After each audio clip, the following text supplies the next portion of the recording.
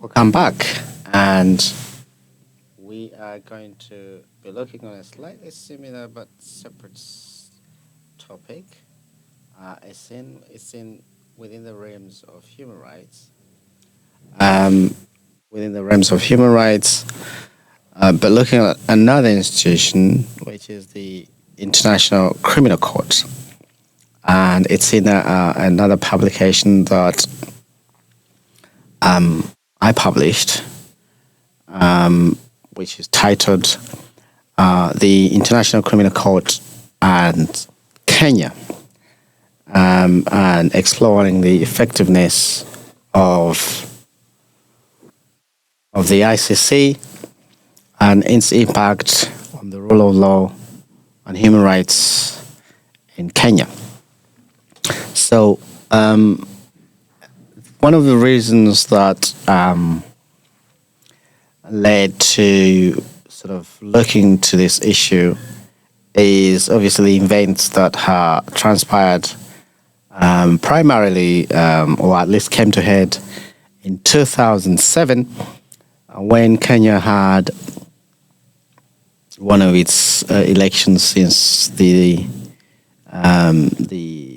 so-called liberalization of the political space by the then late, or at least was forced to, by the then late President Daniel Arap Moi. And although the space was liberalized, there's still issues around human rights and around the credibility of the votes, both in terms of the overall totality of the process and also the outcome. And so, and I think one cannot escape. We cannot analyze post-colonial African states without the elements of tribes and communities on which these were reinforced by the colonial mechanisms in terms of divide and rule, but also which were, I think I would say, accentuated and deepened in some cases, not all, post-colonially, and the sort of which determine the power structures and the successive governments that followed. And that sort of percolates throughout some in many countries in sub-Saharan Africa. It's not necessarily a bad thing to have communities and tribes. It's part of the cultural history. It's a way in which communities operate. It's cultural heritage. It's cultural pride. But I think what has since sadly happened is that these structures were left behind by the respective colonial, should I say, masters, a word that I hesitate to use. Then this led to conflict in some countries. I think the most poignant one was in Rwanda, which was genocide. We've seen it in other countries like Congo, Zimbabwe. And in this case, the focus of this book, Kenya. And so in 2007, there was violence, widespread violence in Kenya following the election. And so what sort of caught my eye was to whether the intervention, at least the partial and then withdrawal of the International Criminal Court from Kenya, following the indictment of the then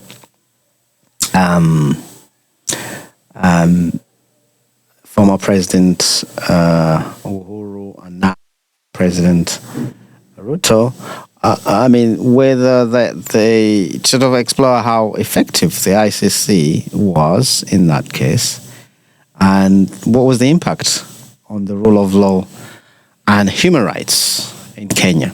And so that is what the book sets out to explore. And really the aim of the text is to determine the effectiveness of the ICC in general in the aftermath of the Kenya case in particular, and whether it has any positive impact since then on the democratic credentials of Kenya. We should mention since 2007, where are we now? 2023. There have been successive elections, many of them largely peaceful per se, although there were reports of violence and unexplained, what should we say, incidents.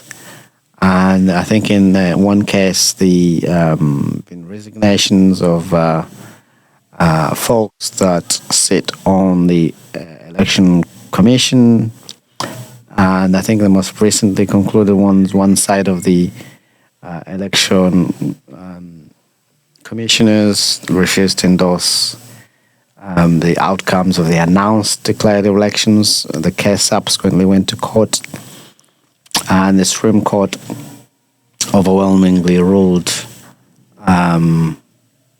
which effectively ruled that the results stand for whatever reason, which we can't go into the specific details of the case. But I think what was remarkable as the world held its breath was that, and I think I wrote about it in an article, was that Kenya remained largely peaceful, tense, and during there were some sort of skirmishes at the, I think they're called bomber grounds, where the elections were being collated, and commissions were. But on the whole, at least comparatively, the elections remained peaceful, and the process, even during going through the court process, was largely tense but peaceful. And when the court announced the decision, the results were respected. I would say the court's decision was not, at least legally, opposed. And the main protagonist, which was Raila Odinga, some would refer to him as a veteran presidential contender, largely issued a statement essentially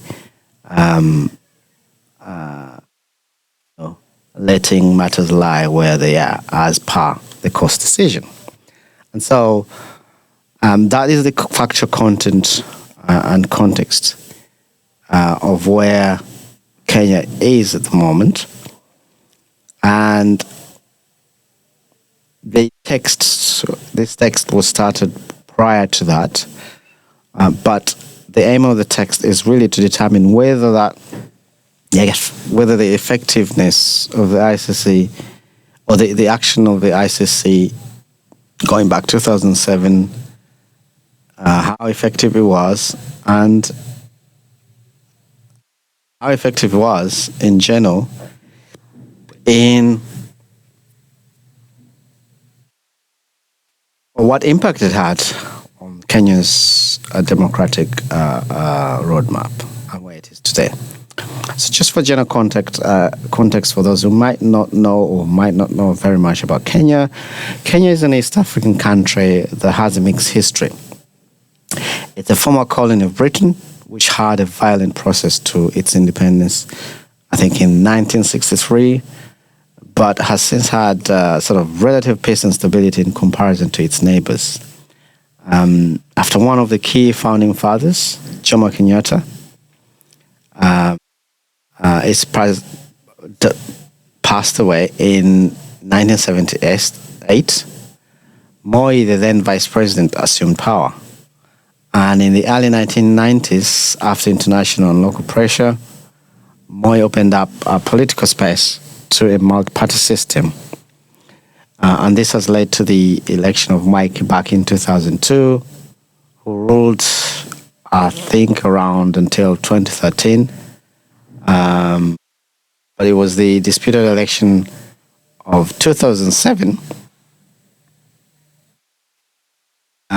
that led to the widespread violence and bloodshed that led to the indictment of the key alleged perpetrators of violence. According to the IC, alleged indictments that were subsequently withdrawn. And they were later to become president and vice president, respectively. And the case collapsed due to a number of factors which I examine in the book. And so which raises questions as to the effectiveness of the ICC in January, the way it conducted that case, and whether, irrespective of whether the indictments were withdrawn, and there's no case to answer, whether that had some sort of psychological impact on the political class in general, on their supporters, and that has had a positive impact in the subsequent elections, and whether that has a direct or at least indirect correlation to the prevailing peacefulness of the elections in particular, and respect for the court decisions, Supreme Court decisions, and the rule of law. That doesn't mean that the courts are perfect and that there are no issues raised there, but the fact that there was a court process and the participants or the antagonists respected it and their supporters, and there's no repeat of the previous violence, such as the one that we saw in 2007 that led to the subsequent intervention of the ICC, which later withdrew and the case collapsed. So that, in general, that's what the sort of book explores in some detail, although I think, as they say, time tells, and that in the depth of time,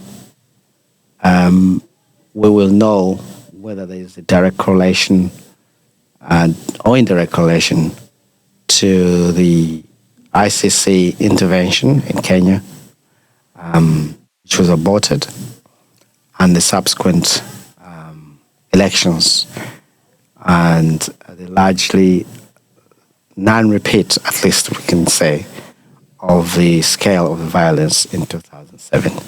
And if so, is that something that could be impactful in other countries, not just in sub-Saharan Africa? We have seen, for example, in Brazil, just this recent weeks, where there was an invasion of the corridors of power, of buildings, violence, destruction of property, in a bid, what appears to be in a bid to stop the democratic process of the elected and sworn-in government of Lula. We also had now several indictments and a year-long, or at least over a year-long investigation into what is called now January the 6th Committee and indictments, when the well-armed mob invaded the U.S. Congress and desecrated property, I think police officers lost lives, others were injured. The then Vice President Mike Pence had to be evacuated, plus those in the line of succession, such as the then Speaker Nancy Pelosi and other members of Congress, were taken to secure locations. And the reverberations and the consequences of that are ongoing. And many of the alleged perpetrators, at least, I mean, it's on in public record, the videos are there, were alleged to be associated with members of white supremacist groups, violent groups, racist groups. And so it's almost as if now violent challenge to authority, to democratic, historically ironclad democratic countries like the United States, in which we're all proud, appears to be taking root when we see from what's happening in what happened in Brazil. And so maybe this is not clearly not isolated to Kenya, although it's not the same scale of violence. We had Rwanda, although that's a different context. But we had similar issues, for example, in Zimbabwe. We have had similar issues in South Sudan, which led to wide-scale civil war. And so ditto in the north of Sudan, which is still sort of ongoing, that ousted the then President Omar Bashir, supposedly elected government, or at least a non-civilian government, was put in place, but then overturned. We have seen similar instances in other countries. And so the analogy really of this book is to try to juxtapose whether that non-repeats of those violent incidents, such as the one that happened in Kenya in 2007, and whether there's any correlation between the cessation of, or at least a lack of repeat of that wide-scale violence, with the intervention, or at least aborted intervention of the ICC, at least on a psychological level, into the psyche of the political actors and their supporters. That is the whole rationale of the book. And again, it's on Amazon, both in Kindle and paperback, and it's entitled International Criminal Court in Kenya, Exploring the Effectiveness of the ICC and its impact on the rule of law and human rights in Kenya. And so there we have it. We will pause for this segment, and we will come back in another segment. I'll see you soon. Let's go for a break.